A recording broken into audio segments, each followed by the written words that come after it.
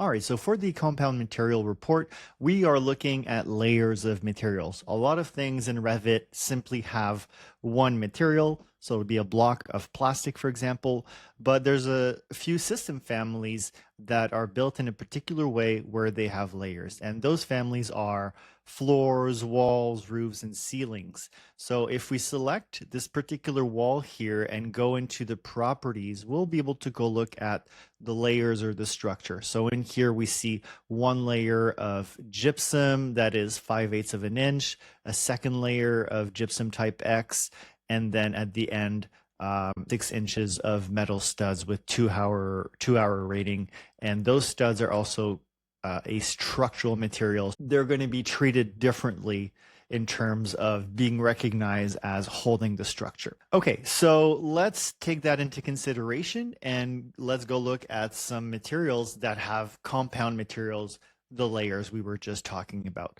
So here we have our list of all the elements. As usual, we're using a field parameter, so this lets us explore either by elevation or work set or model.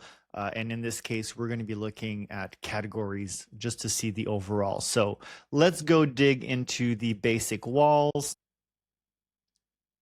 So when we dig into the list, we start to see the number of materials. So this is often going to be an indication of the number of layers, but it may not be exact. So let's go into this material. Here we see there's some repeat materials, so that's why there's more layers than materials.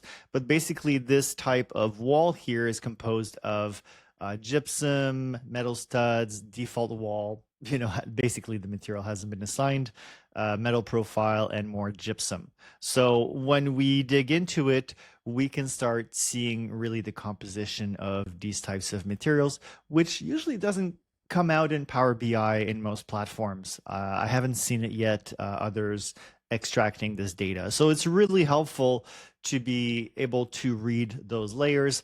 And when we select a wall or a ceiling or a floor, we're also going to see all the properties for the instance and the type of wall that we are selecting. So this is very helpful to get information perhaps about the specification, the fire rating, the acoustical rating, and any other question that we may want to have about this wall.